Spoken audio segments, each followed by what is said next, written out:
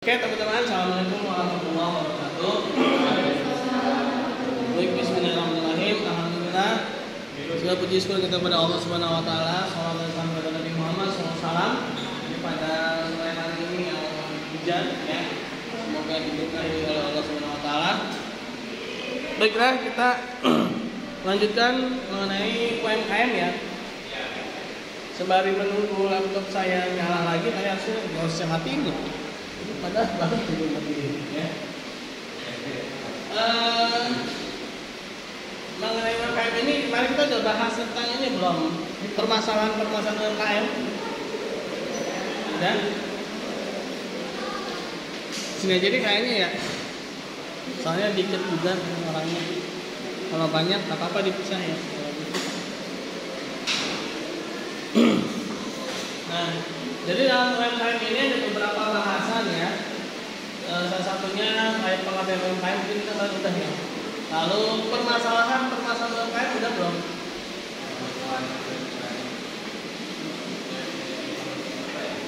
Permasalahan UMKM itu permasalahan secara SDM, keuangan ya. Memang sebenarnya sih lebih kepada ke SDM-nya dulu ya. UMKM itu biasanya, mohon maaf ya, orang-orangnya secara SDM manajerial itu kurang ya. Terus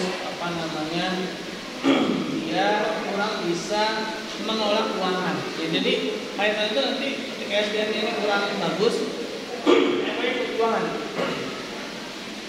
dia kurang bisa mengelola keuangan, dia kurang bisa membuat laporan keuangan, pencatatan keuangan ya. Mungkin ya masih penting lah kalau masih ada catatan dikit ya. Tapi ada yang memang benar-benar kalau bahasa itu tawakal banget gitu ya. Pagi-pagi buka laci 10.000 ya. Oh ya.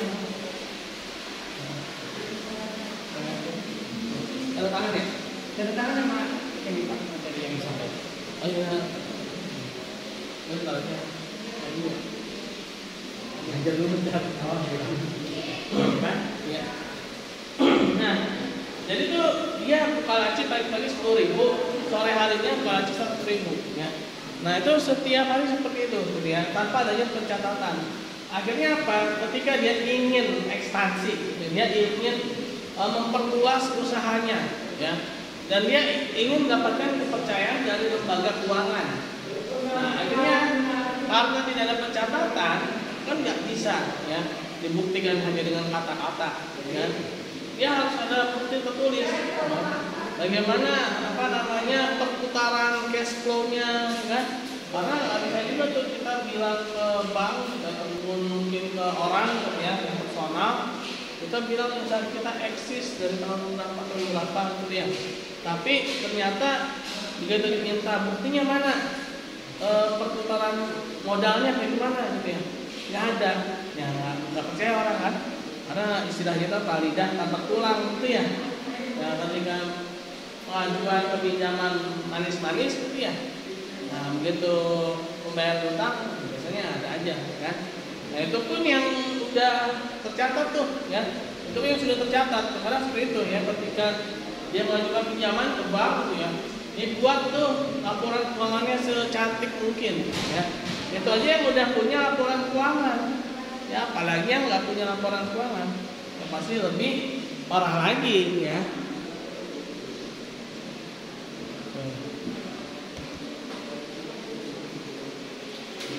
Nah itu ya, jadi permasalahannya kalau dari SDM ini dia akan terempet ke keuangan ya.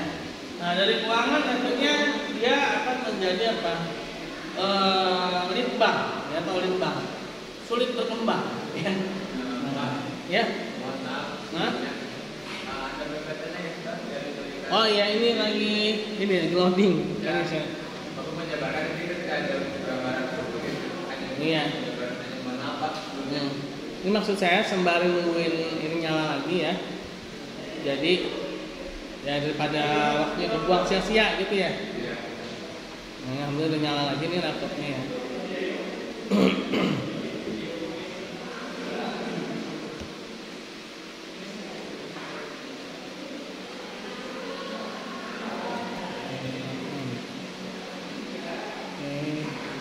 Soalnya habis ini Bu Azizah ya.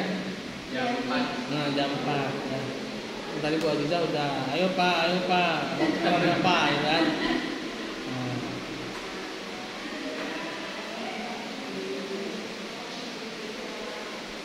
Enggak ya.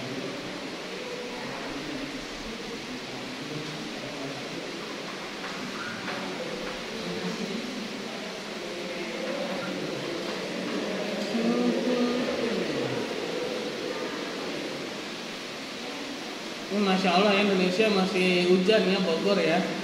Itu di India ya. Sorenya baru hujannya. Sorenya hujannya. Iya, Indonesia tuh masih alhamdulillah masih hujan ya.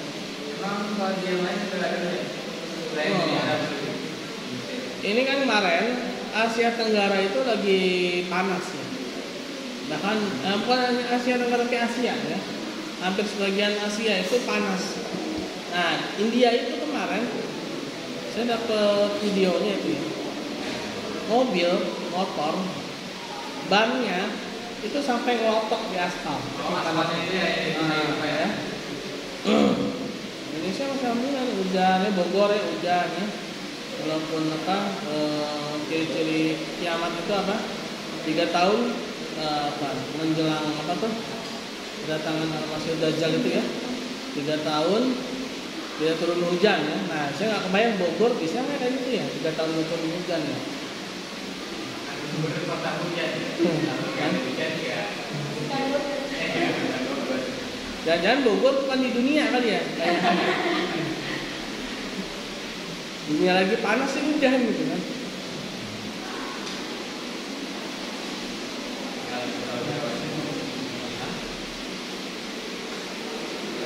Mana nih?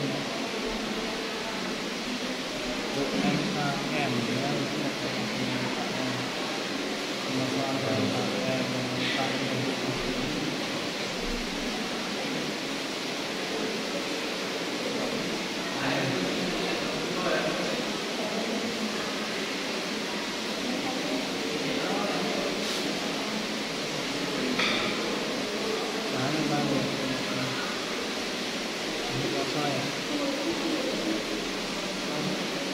Wah, namanya apa ya?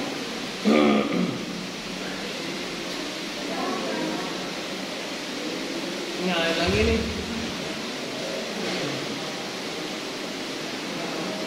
Ini ya.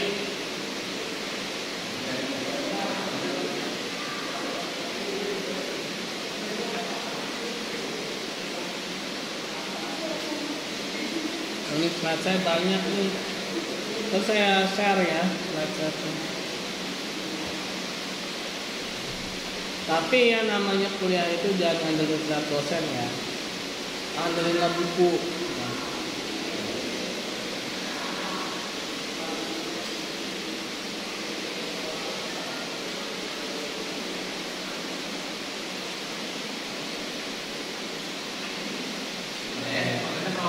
Berapa? UTS-nya berapa?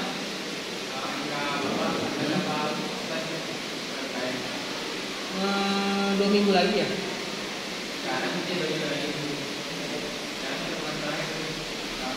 Katanya tadi. Oh iya, depan. Satu kedua.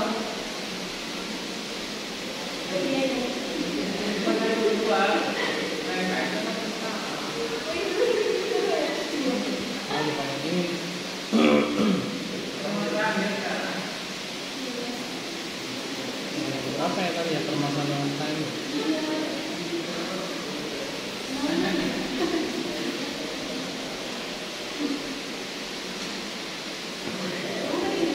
Dan UTM.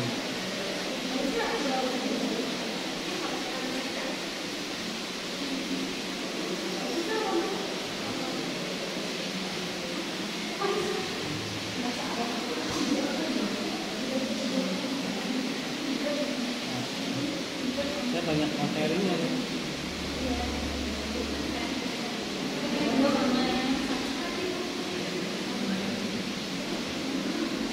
Oh ini hujan. Pernah.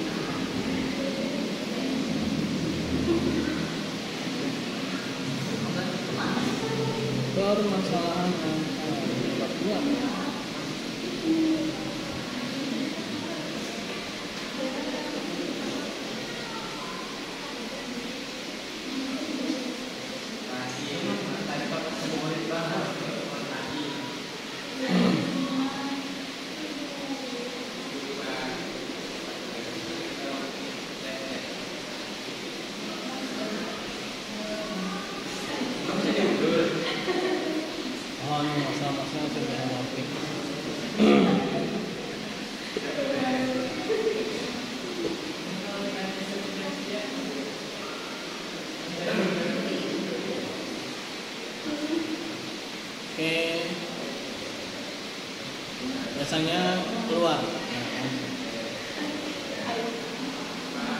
Loh, apa dia gagal?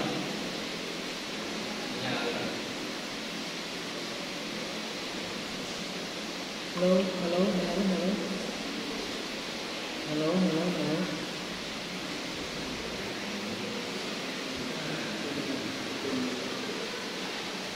Nah, iya. Nah, ini masalah-masalah yang sering dihadapi oleh UMKM, ya.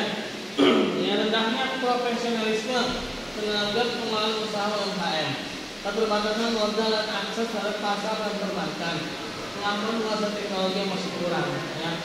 Nah, tapi yang nomor 3 ini kayaknya sekarang udah bergeser, ya. Udah banyak kok sekarang yang UMKM itu di ojol ada, ya. Bahkan sampai gerobak pun dia udah kesambung ke ojol lah sekarang, keren, ya.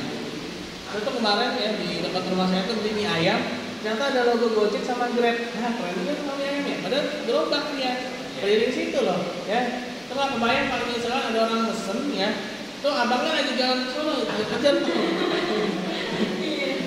Kalau kejar-kejar. Pelan-pelan juga kan? Ada yang mau beli.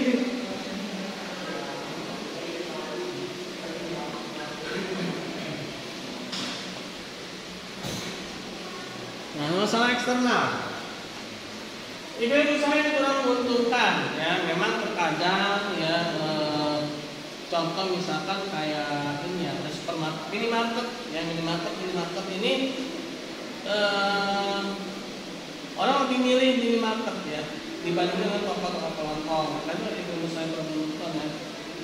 Jadi lebih mengacu pada yang inilah ya, yang kelihatannya itu uang gitu ya.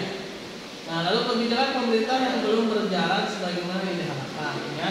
Sedangkan itu ada kebijakan bagaimana menumbuhkan pengusaha-pengusaha baru. Nah, sebenarnya bicara UMKM ini sebenarnya erat kaitannya dengan wirausaha sebetulnya, ya. Karena pelaku UMKM itu ya wirausaha, ya. Nah, berarti kan pemerintah melakukan kebijakan tentang menstimulus munculnya pengusaha-pengusaha baru, terutama yang dari pribumi gitu ya, dari dalam negeri ya. Nah, tapi implementasinya itu terkadang masih kurang ya, apakah itu akses informasinya tadi ya. Nah, terkadang yang bisa mengakses atau yang mengetahui informasi-informasi kayak contoh itu banyak ya, dana-dana hibah ya, bukan pinjaman hibah loh ya. Itu ya kadang tahu cuma beberapa orang aja ya, hanya segelintir orang aja yang tahu ya. Kurangnya dukungan ya, banyak ya. Masih kurangnya pembinaan. Nah, pembinaan bimbingan manajemen sebagai macamnya ini sebenarnya ini sudah teratasi seharusnya dengan adanya kampus-kampus ya. Adanya kampus berarti adanya dosen tenaga pengajar ya. Ada dosen tenaga pengajar harusnya ada namanya tridharma pendidikan ya, yaitu pengajaran, pengabdian pada masyarakat dan penelitian ya. Nah, dosen-dosen ini dia selain ngajar harusnya juga melakukan pembinaan ya kepada UMKM kalau memang dia itu dosen yang terkait dengan mata kuliahnya itu ya, pembinaan-pembinaannya. Nah, tapi terkadang ya dosen itu ya dosa kalau absen ya. Nah, atau kalau punya 1 dos bayarnya 1 sen. Nah, jadi cuma ngajar doang gitu lah ya. Nah, pembinaannya nggak ada, pengabdian masyarakatnya kurang, ya penelitiannya kurang ya. Nah, jadi masalah. Padahal ini sudah terjawab sebenarnya ya. Itu kan pendekatan kualitas ya.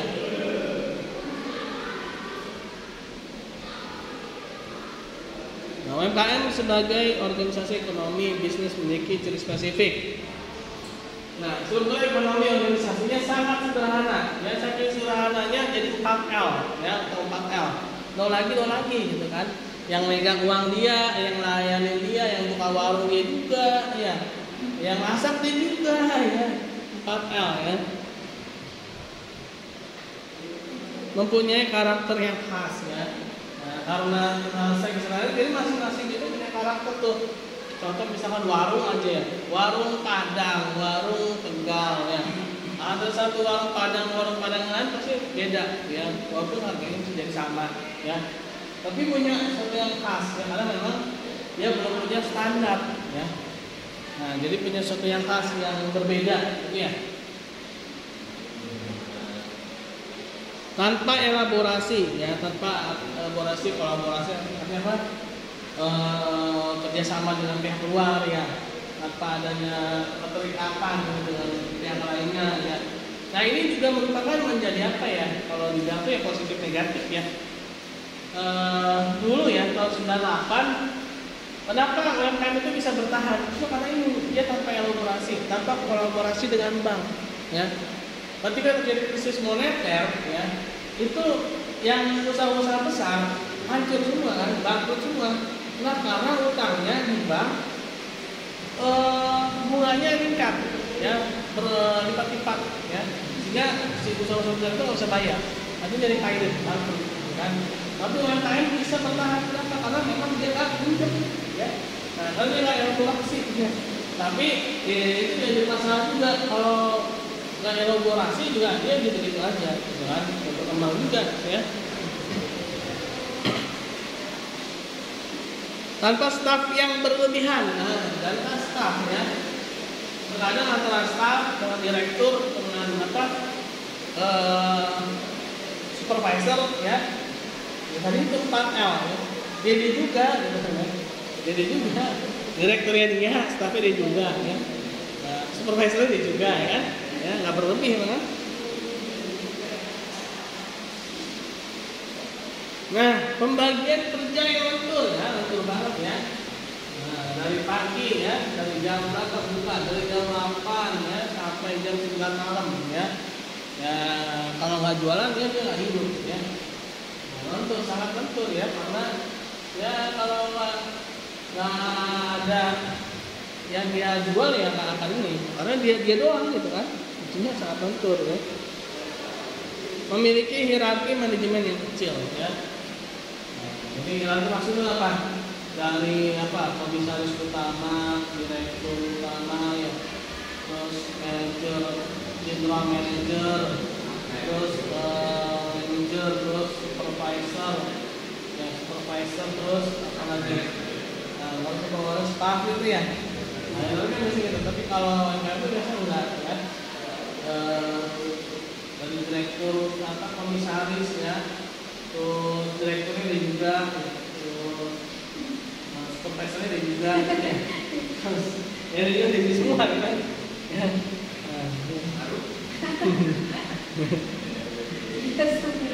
Semua ya.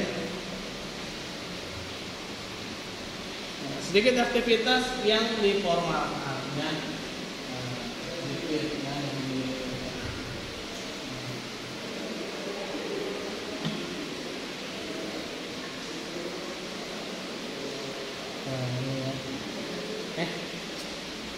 Nah, ini sangat sedikit yang menggunakan proses perencanaan. Semuanya ya begitu ya, sifatnya itu monoton dan juga ya ini aja ya. Nah, jadi itu ada istilahnya, misalkan saya hari ini mau apa jualan misalkan warung Padang gitu ya,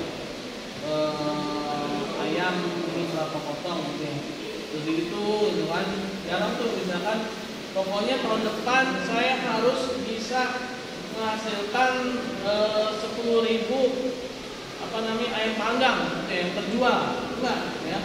Biasanya nggak ada rencana kayak gitu. Ya udah apa namanya berdasarkan hari-harinya aja. Jadi nggak ada target misalkan dari penjualan ayam nih tahun depan nih harus 10 miliar, nggak ada kayak gitu ya. Nah, jarang memberikan pelatihan terhadap karyawan ya. Jumlah karyawan sedikit ya, perusahaan sudah membedakan aset pribadi dan aset perusahaan ya. Nah, terkadang ya dia naruh uang di laci kan, datang anaknya, pak, jajan dong, ambil uang di laci ini. Lalu tuh uang hasil jualan kan. Nah, anaknya datang minta jajan kasih kan. Nah, itu sudah tercatat itu ya, hasil jualan apa-apa kan, datang menjajan kan. Nah, sistem akuntansi ini kurang baik, biasanya bahkan tidak memiliki pembukuan ya.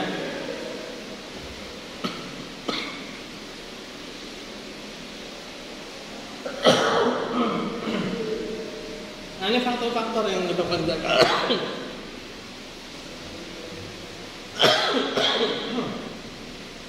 Poor decision making ability, lemahnya ya kemampuan dalam mengambil keputusan. Jadi dia melakukan bisnis ya, dia berdasarkan apa yang adanya gitu loh. Ya, jadi dia misalnya pengen ini tahun depan saya mau memutuskan khusus jualan misalkan ayam doang ya, enggak ya, ya dia tiap hari jualan ini ya itu aja gitu loh. Jadi nggak berkembang ya. Jadi keputusan-keputusannya itu nggak berbeda gitu ya dari tahun ke tahun. Manajemen incompetence, manajemen kurang kompeten ya. Jadi orang-orang itu ya yang melakukan UMKM biasanya ya karena keterpaksaan atau istilahnya itu pelarian ya. Daripada saya nganggur, daripada saya nggak atau daripada saya membuat kejahatan itu saya gini bagus juga sih ya, cuman jangan begitu terus. Maksudnya tuh tiap bulan tuh harusnya ada pendampingan ya, ada pembinaan ya, ada peningkatan kompetensi ya, bagaimana packaging barang yang akan dijual ya, bagaimana penyampaian bahasanya ya, nah, apalagi bahasa Indonesia ya. Ini bahasa Indonesia ini adalah bahasa yang paling susah ya. Kenapa? Beda intonasi itu bisa beda arti. Nah, mau tahu buktinya? Buktinya ya,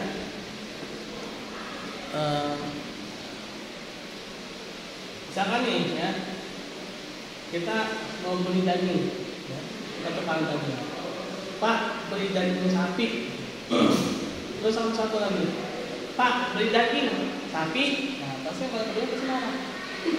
Padahal sama-sama beli daging sapi ya, yang pertama orangnya nggak tersinggung, Pak beli daging sapi. Yang kedua, Pak beli daging sapi, terus marah. Padahal sama ya, jadi intonasi doang tuh ya. Nah ya, manajemen incompetence ya. Lack of experience ya, kurangnya pengalaman ya, pengalamannya masih minim ya. Poor of financial control, lemahnya pengendalian keuangan ya, pengendalian keuangan. Beradang ya tadi yang bilang ya, dia jualan, anaknya datang minta jajan, kasih aja ya kan. Ada belum dicatat itu ya.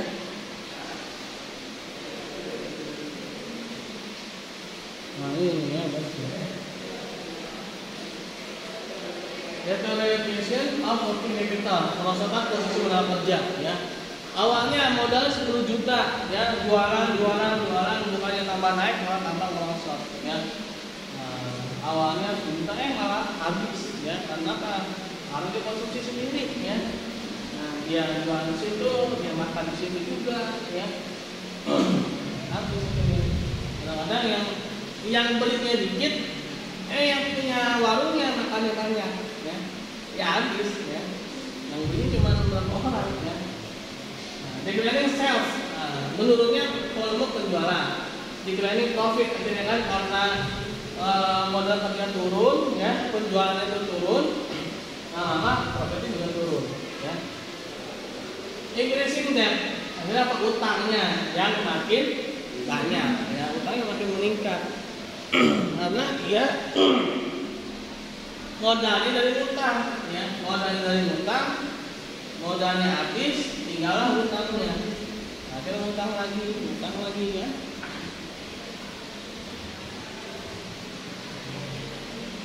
Kendala-kendala ini belum sih kemarin?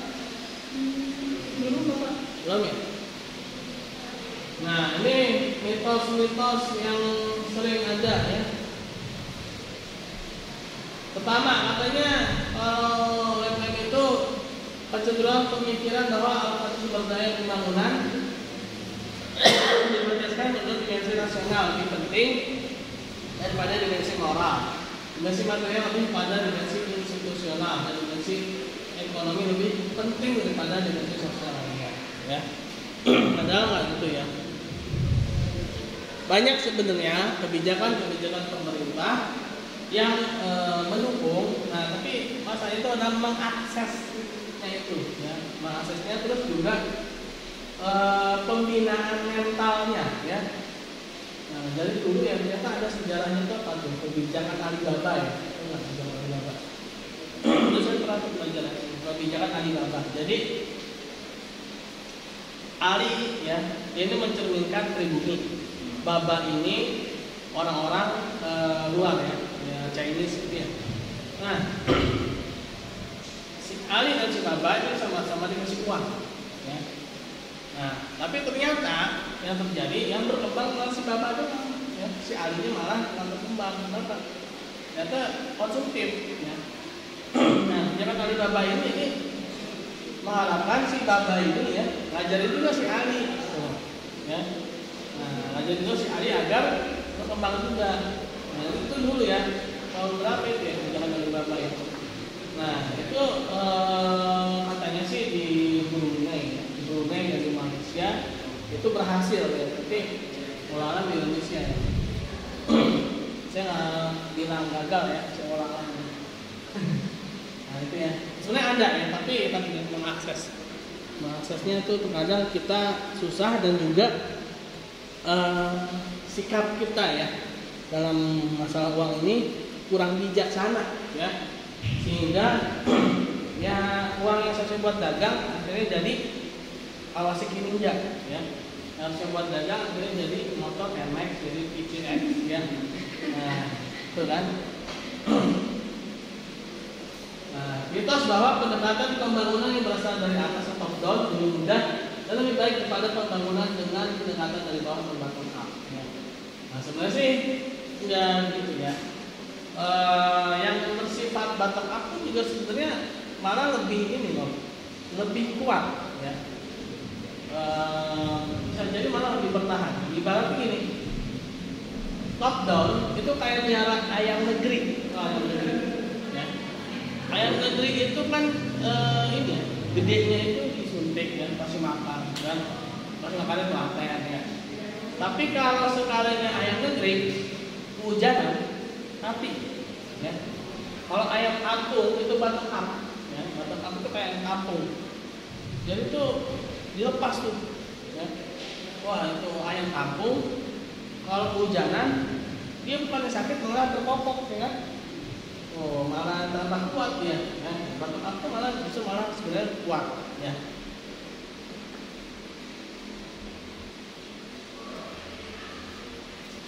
Nah, mitos bahwa pembangunan masyarakat lebih membutuhkan bantuan material fisik daripada membangun pembangunan teknis dan manajerial ya.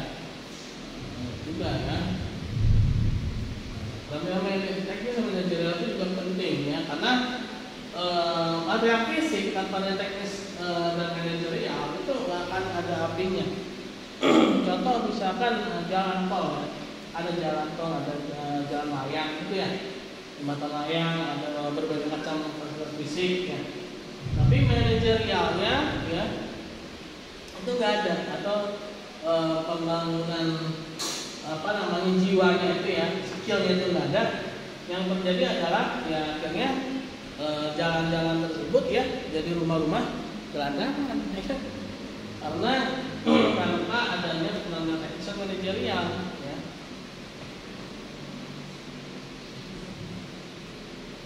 Nah, mitos bahwa pengetahuan dan teknologi impor selalu lebih baik daripada teknologi tradisional. Kata siapa ya? Dulu tahun 2002 yang namanya bola Piala Dunia itu impornya dari Cibaduyut ya. Bola ya, atau bola di Piala Dunia ya, tahun 2002 itu bola buatan kita itu ngalahin bola buatan Nike dan Adidas ya. Tahun 2002 dulu ya. Efeknya apa? Efeknya apa? Ya, nggak tahu sih ya Bu. Nah ini ya, terkadang kita itu ya apa ya, kalau bahasa Pak Adi Warman itu tingkat ikhlasnya terlalu tinggi gitu ya. Kita tuh kadang pengakuan kita tuh mengakuinya itu kita tuh terlalu ikhlas gitu ya, sehingga hilang gitu aja gitu loh ya. Dari dulu tuh orang Indonesia tuh tingkat ikhlasnya tuh tinggi. Dari zaman perang apa tuh yang kolonel Malari gitu ya, kolonelnya jenderal perang Inggris ya, itu dia padahal jenderal yang berhasil menaklukkan apa gitu, matinya di Indonesia, ya. Dan yang ngebunuh dia itu nggak ketahuan siapa, ya. Itu aja yang ngebunuh jenderal Malari nggak salah. Apalagi bola, ya. Nah, itu kan nggak seberapa gitu kan ya. Nah, jadi ya begitu ya. Nah, sebenarnya kita ini lebih unggul, ya. Belum lama itu muncul teknologi itu yang air bisa menggantikan bensin. Pernah lihat nggak videonya? Motor bertenaga air. Nah, tapi hilang juga tuh ternyata tuh ya. Yang kalau nggak salah itu yang pakai motor itu TNI nggak salah ya. Kalau dalam buat bensin mah ada ya. Apa tuh? Yang bensin sendiri. Oh, yang bensin sendiri. Nah, itu juga kan banyak sebetulnya ya, para penulis negeri ini yang berbakat gitu kan ya. Cuman sayangnya tidak terekspos dan tidak terdukung secara baik.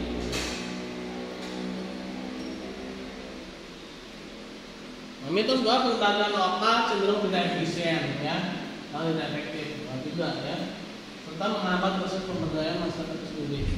Malah lokal itu malah dia lebih paham ya, daripada yang dari luar. Pernah ada kejadiannya tahun berapa tuh ya? Maaf ya, ini ada lulusan dari suatu universitas, ya, universitas yang concernnya itu tentang pertanian. Ternyata dia dikalahkan oleh petani yang belum pernah sekolah, ya. Nah, ternyata yang lokal itu malah lebih tahu ya daripada yang dari luar.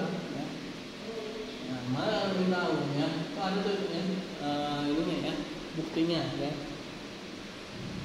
Nah, mitos bahwa masyarakat di lapisan bawah tidak tahu ya akan apa yang diperlukan dan bagaimana memperbaiki nasibnya.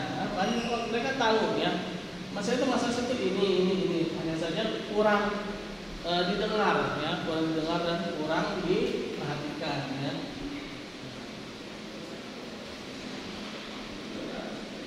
Mitos bahwa berbagai kemiskinan yang terjadi merupakan akibat ketidakmampuan, kebodohan, dan kemalasan orang miskin itu sendiri. Nah juga ya, banyak juga kok yang dulu orang tuanya miskin tapi orang tuanya kaya ya, lalu dia jadi miskin karena kenapa? Dia dengan salah manajerial keuangannya ya. Terus dia tidak bisa mengelola keuangannya secara baik kan. Nah, itu bukan cuma karena orang tuanya miskin atau dia jadi miskin, enggak. Banyak yang orang tuanya miskin dia jadi kaya, ada ya. Yang orang tuanya kaya anaknya jadi miskin, ya ada ya. Nah, jadi bukan karena itu ya, pemanasan dia. Nah, mitos bahwa efisiensi merupakan tujuan utama pembangunan tujuan dari alokasi sumber daya masyarakat. Ya. Nah, bukan efisiensi sebenarnya, kesejahteraan. Ya. Nah, sektor pertanian dan pedesaan merupakan sektor yang inferior tradisional, tidak produktif. Enggak ya, di luar negeri itu orang petani ya, yang mengekspor itu langsung dari masa Filipina, dari sawah ya. Jadi dia nggak lewat ini lagi, misalnya itu tengkulak ya, lalu ke Bulog, lalu ke ini enggak. Jadi dari sawah itu si petani langsung packaging ya. Langsung tuh dikirim ke mana gitu ya. Jadi hasilnya ini dia udah masuk e-commerce gitu kan. Langsung dikirimkan lewat JNE-nya, kalau gitu JNT gitu ya, Tiki gitu ya. Langsung ya kemas barang hasil pertaniannya langsung dikirim ya ke luar negeri persis ya. Nah, bisa kayak gitu sebenarnya. Nah, ini mitos kesenjangan dalam akses dan kepemilikan sumber daya pembangunan merupakan syarat penting untuk membangun perubahan. Nah, keseimbangan akses kepemilikan sumber daya. Nah, enggak juga ya, sekarang malah enggak seimbang ya.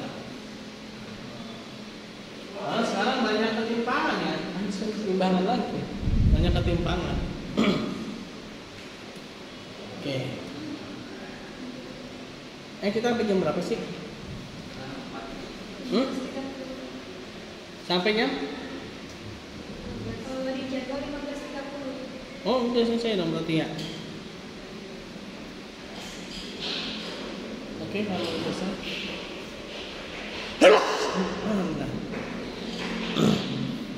Oke teman-teman, karena memang waktu ini habis ya. Untuk bacaan adalah Alhamdulillahirobbilalamin. Dan doa subhanakallahumma bihamdika, subhanakallahumma bihamdika, asyhadu an la ilaha illa anta, astaghfiruka wa atubu ilaik. Assalamualaikum warahmatullahi wabarakatuh. Nanti materinya saya share ya di slide ya.